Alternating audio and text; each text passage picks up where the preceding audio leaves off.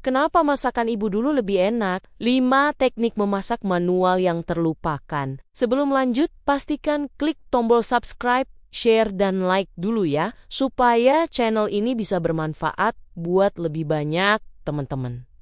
Terima kasih.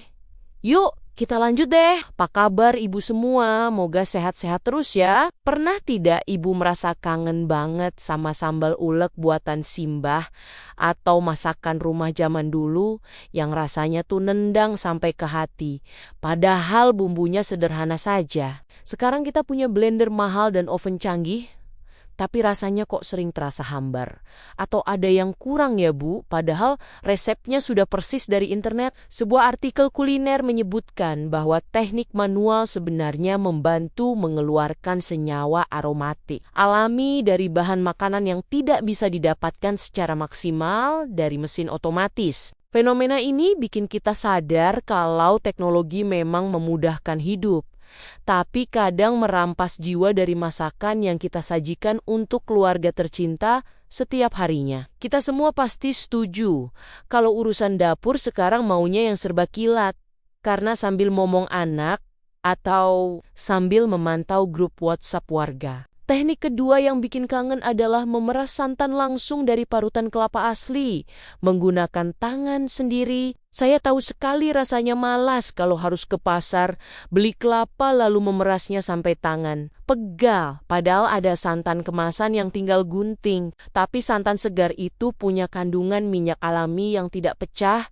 dan memberikan tekstur gurih yang sangat lembut di lidah kita semua. Santan peras manual juga tidak mengandung bahan pengawet atau pengental, sehingga rasa aslinya benar-benar menyatu dengan bumbu masakan yang kita olah. Kalau ibu pakai santan segar untuk bikin rendang atau opor, pasti warnanya jadi lebih cantik dan berminyak secara alami tanpa perlu tambahan lemak lainnya. Lanjut ke teknik ketiga, yaitu menumis bumbu sampai benar-benar tanak atau matang sempurna dalam waktu yang cukup lama. Ibu-ibu zaman sekarang termasuk saya sendiri kadang suka tidak sabar dan langsung memasukkan air, padahal bumbunya belum mengeluarkan minyak. Bumbu yang ditumis pelan dengan api kecil akan mengeluarkan aroma yang harum dan tidak langu saat dimakan nanti. Ibu kita dulu sangat sabar menunggu sampai bumbu berubah warna menjadi agak gelap,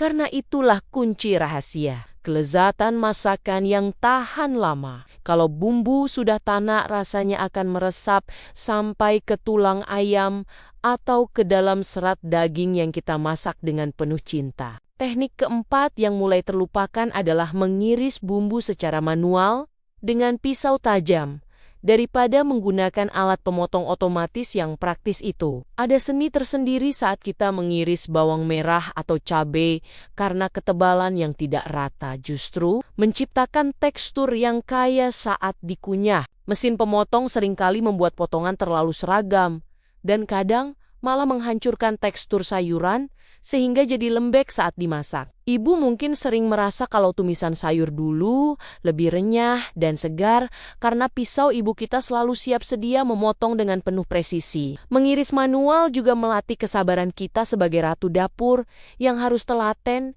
mengurus segala sesuatu dari hal terkecil. Teknik kelima yang paling sakti adalah memasak dengan api kecil dalam waktu lama, atau yang sering kita sebut dengan teknik slow cooking manual. Dulu ibu kita sering membiarkan sayur lodeh atau gudeg tetap di atas kompor dengan api yang sangat kecil supaya bumbunya benar-benar meresap. Sekarang kita mau semuanya serba ekspres, pakai panci presto yang memang empuk, tapi bumbunya seringkali hanya sampai di permukaan saja. Proses memasak yang lama memungkinkan kolagen dalam daging luruh dan menyatu dengan kuah sehingga menciptakan rasa umami yang sangat alami. Memang butuh waktu lebih lama, tapi hasil akhirnya pasti membuat suami dan anak-anak nambah nasi terus, karena rasanya yang juara. Kalau saya perhatikan ya Bu, fenomena kita sekarang ini adalah korban dari video masak 1 menit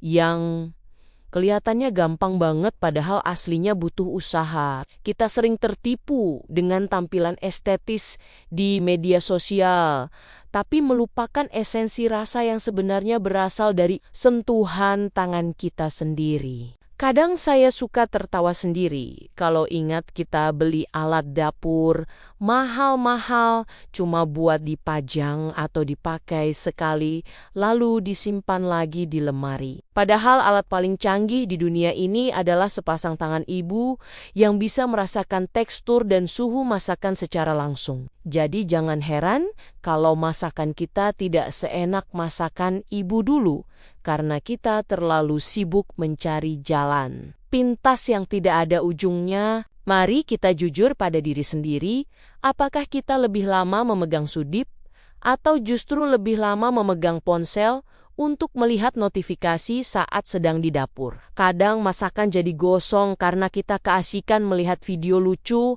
atau malah sedang asyik bergosip di telepon dengan teman lama. Padahal masakan itu butuh perhatian penuh, seperti halnya pasangan kita yang butuh dimanja agar tidak pindah ke lain hati. Memasak manual itu memang melelahkan dan membuat punggung terasa agak pegal, tapi kepuasan saat melihat piring bersih itu tidak ada duanya. Coba deh, sesekali dalam seminggu, ibu luangkan waktu untuk memasak satu menu saja dengan teknik manual tanpa bantuan mesin sama sekali. Rasakan sensasi saat cobek batu bertemu dengan bawang dan cabai, atau saat jari-jari ibu merasakan dinginnya perasan santan kelapa. Itu adalah terapi stres yang paling ampuh karena kita diajak untuk kembali ke akar dan menghargai setiap bahan makanan yang sudah kita beli dengan uang belanja. Tidak perlu setiap hari, karena saya tahu jadwal ibu pasti sangat padat dengan urusan jemput anak dan setrikaan yang menumpuk. Tapi memberikan satu hari spesial dengan masakan autentik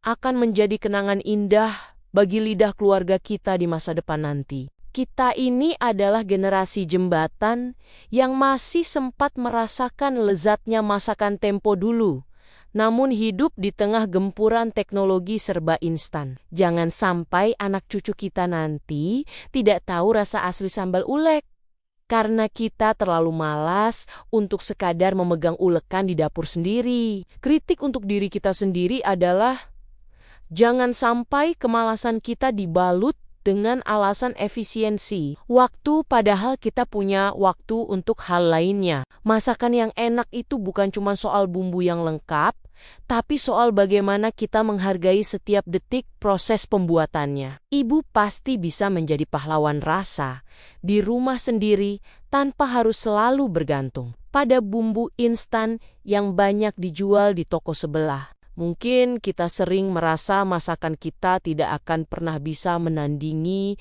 masakan ibu kita dulu yang rasanya sangat legendaris itu. Tapi ingatlah bahwa ibu kita dulu juga belajar dari kesalahan dan kegagalan, sampai akhirnya menemukan ritme memasak yang pas dan enak. Jangan takut untuk mencoba kembali teknik manual ini, meskipun awalnya terasa berat dan memakan banyak waktu berharga ibu. Setiap tetes keringat saat mengulek bumbu akan terbayar lunas dengan senyum bahagia orang-orang rumah saat mereka menyantap hidangan tersebut. Kehangatan sebuah rumah seringkali dimulai dari aroma dapur yang menggugah selera dan menggoda siapa saja untuk segera duduk di meja makan. Semoga pembahasan kita kali ini bisa memberikan sedikit inspirasi dan semangat baru untuk ibu semua, agar kembali rajin mengulik dapur dengan cara yang lebih bermakna. Kalau ibu punya pengalaman unik atau resep rahasia peninggalan orang tua yang